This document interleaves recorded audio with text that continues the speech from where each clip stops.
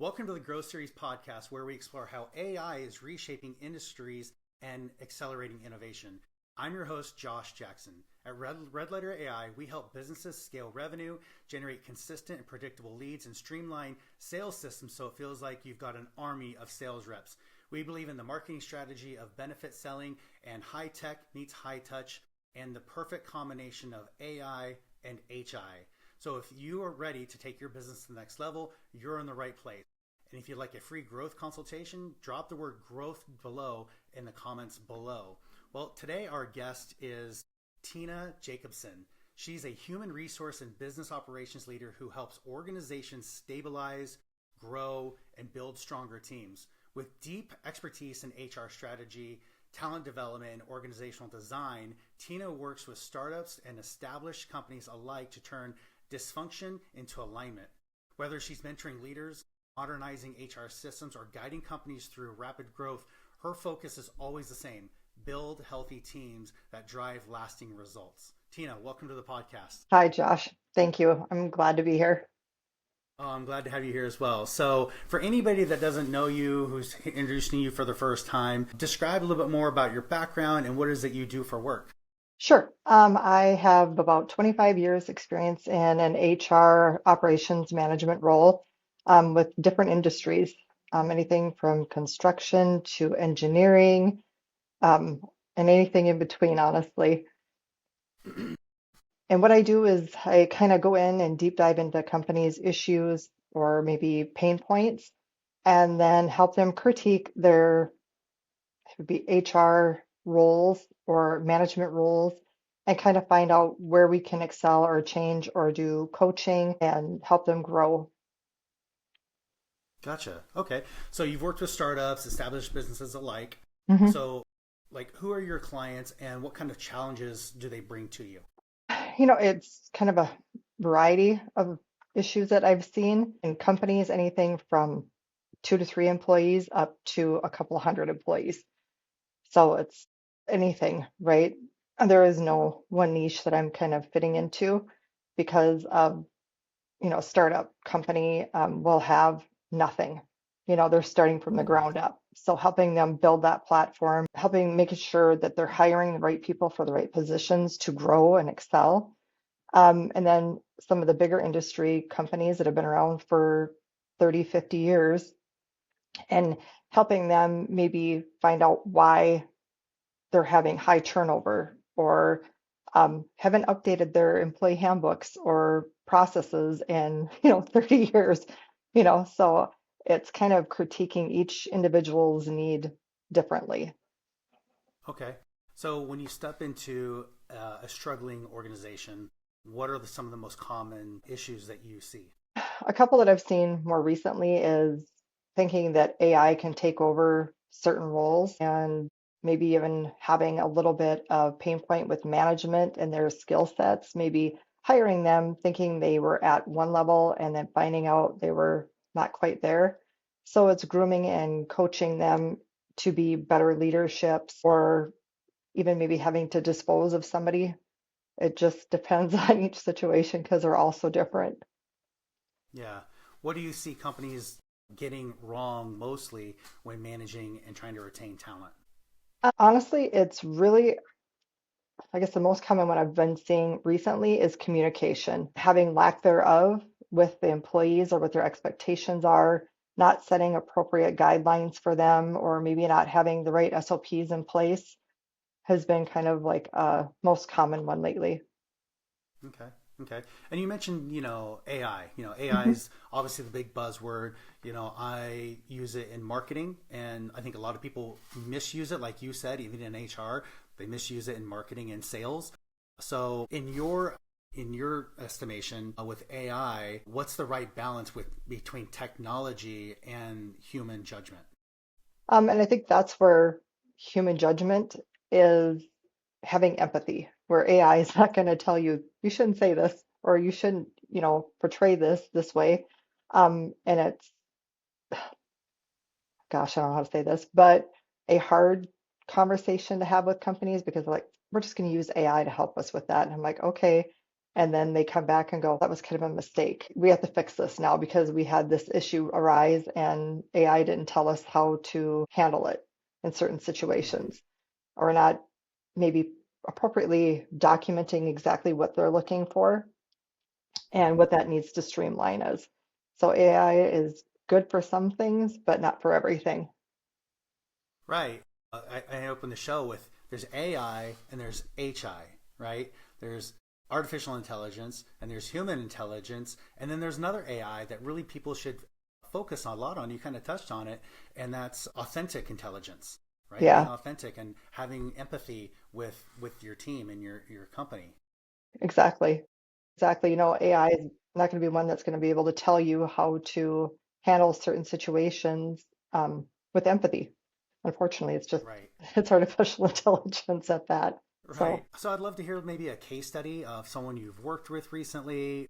Obviously, you don't need to name any names or company names, but I'd love for you to share someone you've worked with, kind of explain what their problem was, how what you did, and then the success they're seeing today. sure, one of the most recent ones, they were a rapid growing company. They've scaled probably 65% in the last couple years.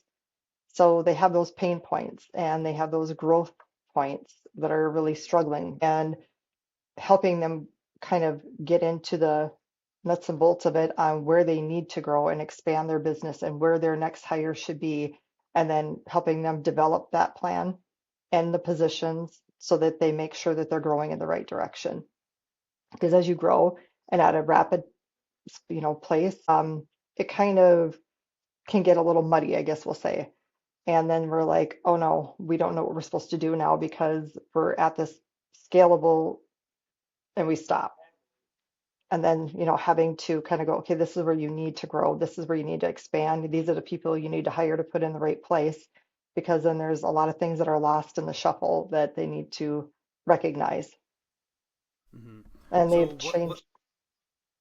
Yeah, no, I Go was gonna ahead. say. So like when people are expanding like that rapidly and they don't know what to do, like what did you do to step in so that they are able to continue and still have a healthy business? Because your business grows, so your problems, right? It's kind of a metaphor for Exactly. life. Yeah. So like what kind of system did you step in and help them with that? Help them alleviate those pains. And it's looking at the company overall and looking at what the current SOPs are. And then, like, they needed to add on to sales, right? So then it was like, okay, where is your growth pattern? Where do you need these salespeople? And then, of course, digging into the states that they were going into, making sure that they had the right, you know, guidelines for those states, making sure that HR was up to speed because sometimes they don't have an HR, right? Or they have a manager that's managing the HR tasks. So guiding them on where they need to fill those gaps, if they're at that point where they have to have an HR person, and then filling in everything in between, helping them, guiding them on different states, laws, regulations, like I said, SOPs as well. It just, if they don't have those things in place, it's going to be a failure. So would you say you also do fractional HR for maybe companies that don't have a full-time HR staff?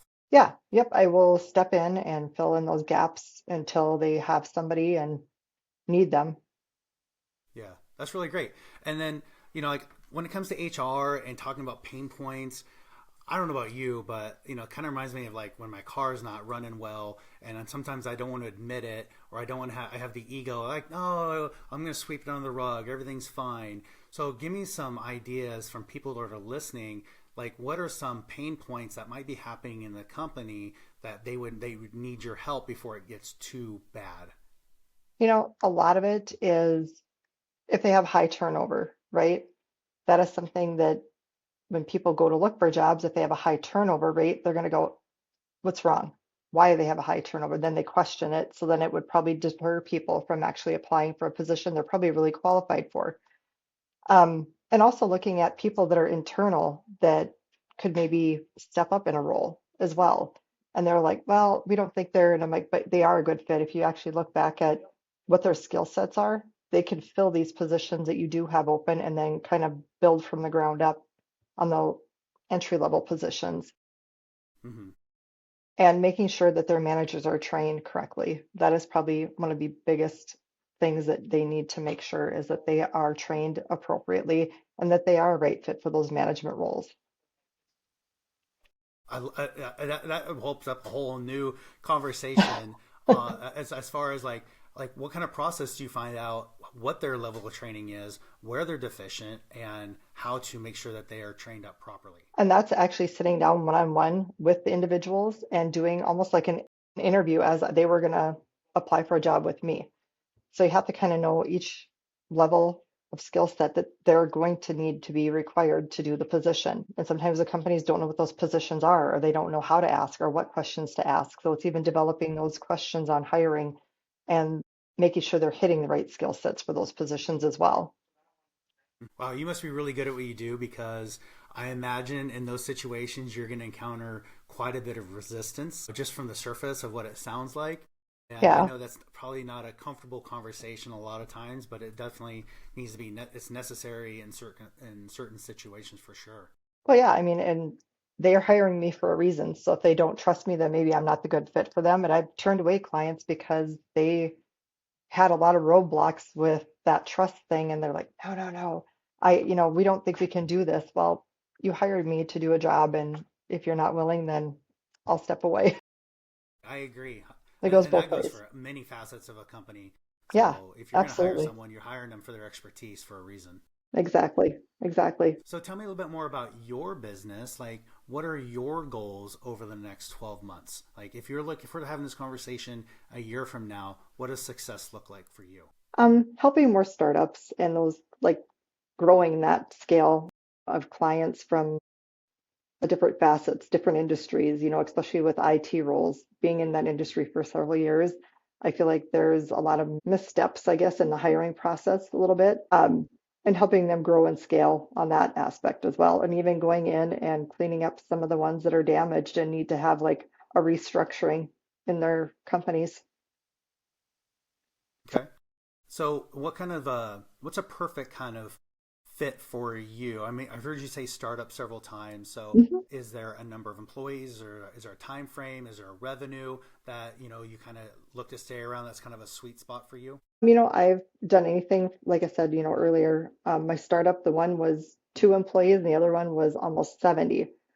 So it just depends. Each industry is a little different as the startup because sometimes they're ramping up so rapidly, like I said, that have those pain points. So I'm willing to step in with any industry because each company needs it. They're going to have a little struggle and little pain points. So that's my bread and butter, I guess you'd want to call it, of filling in those gaps and helping them so that they're successful as well. Yeah. Okay. I love it. Well, I appreciate the time. Like, I just have two final questions I'd love to get your perspective on. And this is a bit more of a pay it forward, your experience, your wisdom for the next generation. So, the first one is, what is the best piece of business advice you have ever received? Trust yourself. Always trust yourself, and who you are ethically and everything. So always trust yourself for sure is one of my biggest ones. And it's okay to say no. It's always okay to say no. Yes, I agree 100%. And then lastly, second to last question is, if you were talking to your 15-year-old self, what's the one thing you would tell yourself? Boy, I will say again, I think it would be that trust yourself. You've got it. You know, you're going to get this, and you're gonna have bumpy roads along the way, but just trust yourself. You're gonna be fine. I love it. I love it. So, and lastly, where can people find you if they're like, wow, I love what Tina has to say. I could see her helping my business. I have questions. Where can people find you? It's versionoфyou by Tina.com or versionoфyou by Tina@gmail.com. Awesome. Well, we'll have both of those resources down in the comments. So, no need to grab your pen, rewind, just click the more button, and we'll put all that down in the comments below. But Tina, I appreciate you being on the podcast, and thank you so much for your time. I enjoyed it. Thank you. I appreciate the time too.